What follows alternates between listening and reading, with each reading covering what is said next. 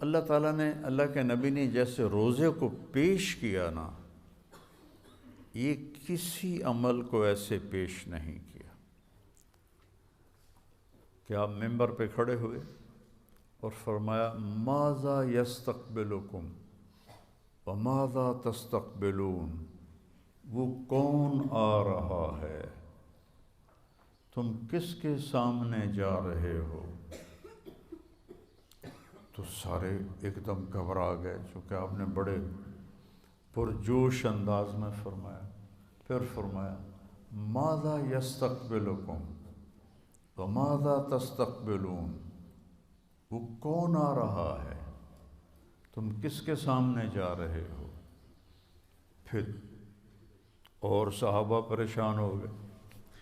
پھر آپ نے تیسری دفعہ فرمایا ماذا یستقبلکم وماذا تستقبلون، وہ کون آ رہا ہے، کس کے سامنے جا رہے ہو؟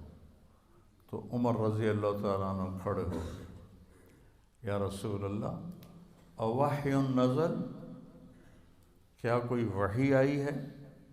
آپ نے فرمایا نہیں۔ تو پھر انہوں نے پوچھا اعدو حضر، کوئی دشمن آ رہا ہے جو آپ نے دیکھ لیا ہے؟ آپ تو آپ کو غیب کے پردے ہٹا دیتا تھا اللہ آپ سے۔ اعدو حضر، کیا کوئی دشمن آ رہا ہے؟ آپ نے کہا نہیں۔ کہا تو پھر کیا ہے؟ آپ نے کہا رمضان آ رہا ہے۔ یہ تعبیر نہ نماز کے لیے ہے، نہ حج کے لیے ہے، نہ زکوٰۃ کے لیے ہے، اور نہ جہاد کے لیے ہے، نہ تہجد کے لیے ہے، نہ ذکر کے لیے ہے، نہ تلاوت کے لیے ہے۔ کسی عمل کی یہ تصویر کشی میرے نبی نے نہیں فرمائی جیسی کہ روزے کی فرمائی، رمضان آ رہا ہے۔ اور دوسری حدیث میں فرمایا اگر میری امت کو پتہ چل جائے لو یعلم امتی ما رمضان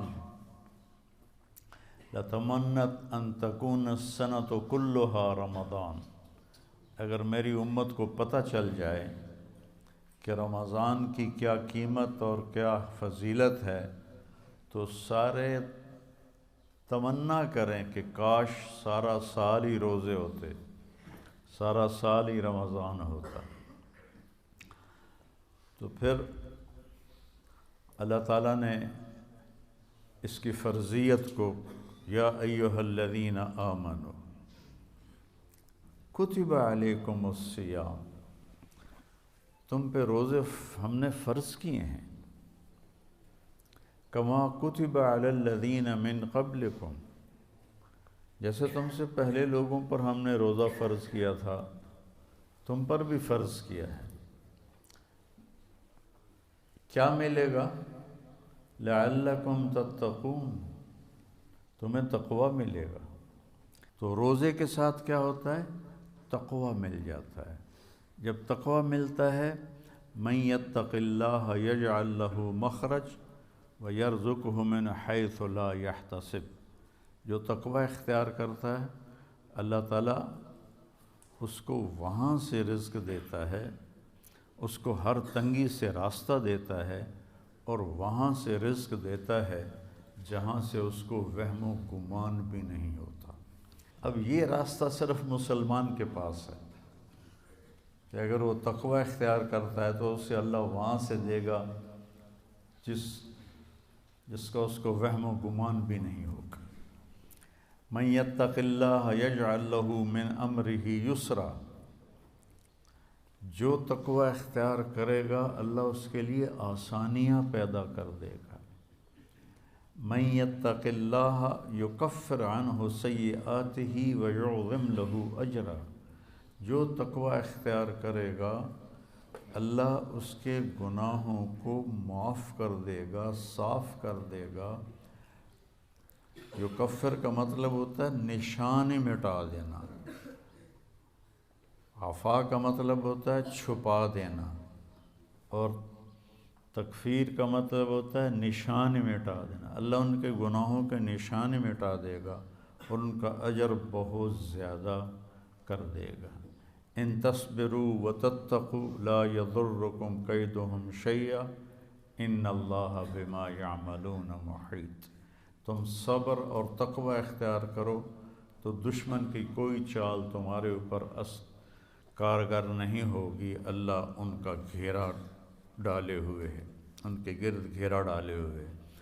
تو روزے کا صلہ بتایا گیا ہے تقوی، کہ اس سے انسان کو تقوی حاصل ہوتا ہے، اللہ کی خشیت، اللہ سے حیا کو تقوی کہتے ہیں۔ ایک گناہ نہ کرنا کہ دوزخ میں جاؤں گا، یہ بھی ایمان کا حصہ ہے۔ ایک گناہ نہ کرنا کہ مجھے اللہ سے شرم آتی ہے، مجھے اللہ سے حیا آتی ہے، یہ حیا کا جو درجہ ہے یہ خوف کے درجے سے بڑا ہے، خوف کے درجے سے حیا کا درجہ بڑا ہے۔ تو روزہ واحد عمل ہے جس کے پیچھے اللہ تعالیٰ نے فرمایا کہ تمہیں تقوی نصیب ہوگا، اور اللہ کے نبی کا فرمان ہے من صام یوما تطوعا ثم اعطی ملء الارض ذهبا لم یستوف ثوابه دون یوم الحساب، کہ جس نے نفلی روزہ رکھا، نفل جو آپ کی نفل زائد کو کہتے ہیں، جس نے نفلی روزہ رکھا اور پھر اس کے بدلے میں پوری دنیا سونے سے بھر کے اس کو پیش کی گئی، 7 بر اعظم سونے سے بھر کے اس کو پیش کیے گئے کہ یہ آپ کے روزے کا بدلہ ہے، تو میرے نبی نے فرمایا کہ یہ سونے سے بھرا ہوا جہان اس نفل روزے کا بدلہ نہیں بن سکتا، صرف قیامت کے دن اللہ ہی اس کا بدلہ عطا فرمائے گا۔ تو فرض روزے کو حضرت علی نے فرمایا جو ایک روزہ چھوڑ دے فرض اور پھر قیامت تک روزے رکھتا رہے، زندگی بھر نہیں، قیامت تک زندہ رہے اور روزے رکھتا رہے، تو اس ایک فرض روزے کے اجر کو حاصل نہیں کر سکتا۔